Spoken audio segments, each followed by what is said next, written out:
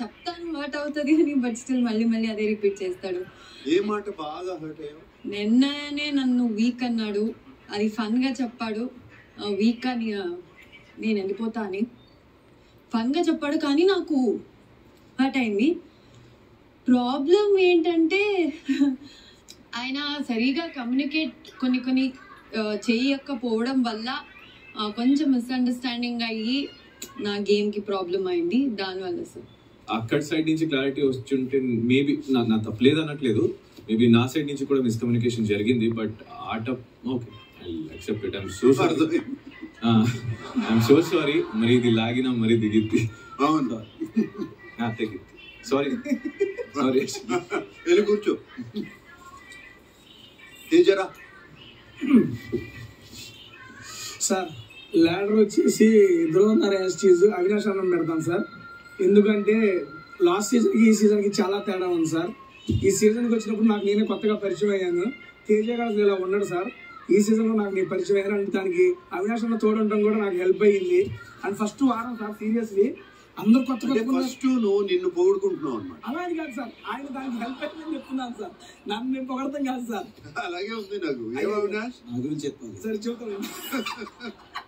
First వారం sir, first వారం రాగా నాకేం అర్థం కాలేదు సార్. ఓ అమ్మ ఏంది ఎంతమంది ఉన్నారు, 16 మంది ఇప్పుడు ఉండలే. ఆ సెన్స్ తో కొంచెం అవినాష్ అన్న ఉండటం వల్ల నాకు ఈజీ అయింది సార్ కమ్యూనికేషన్. నేను బయట మాట్లాడతాను, గొడవలు చేస్తాను, కానీ ఇంతమందితో చాలా సెటిల్ అయిపోయాను.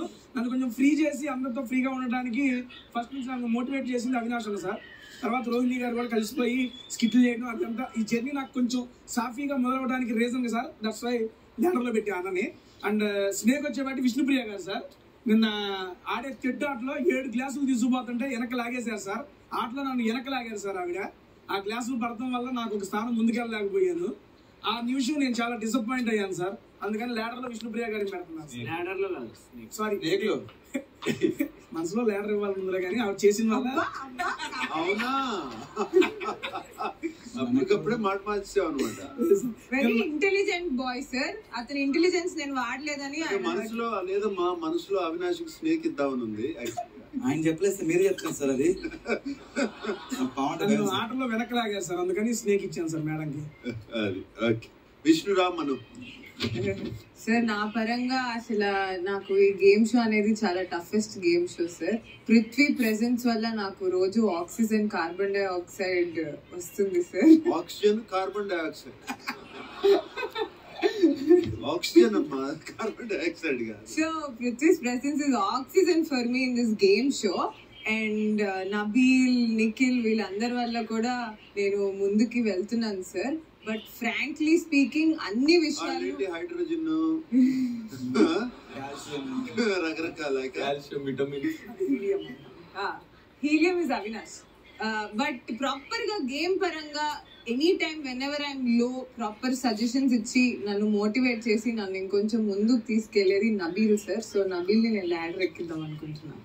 ఓహో, ఎన్ని చెప్పి ఇప్పుడు నబీల్ పెట్టాను. ఆక్సిజన్ అని, ఇదని, అదని. ఇప్పుడు నబీల్ ఏంటి మరి? వచ్చిన కెమిస్ట్రీ 4 కెమికల్స్ వాడేసాను. కెమికల్స్ కాదమ్మా, ఈ గ్యాసెస్. అండ్ స్నేక్ కొంచెం తన మాటలతో నేను హర్ట్ అయ్యి ఫస్ట్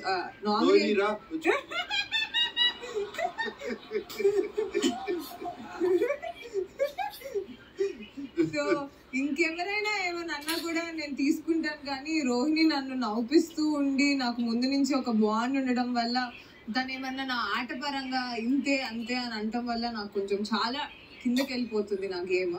సో అందువల్ల రోహిణి స్నేక్స్. వెళ్ళి కూర్చో. ఒక్క ముద్దు కోసం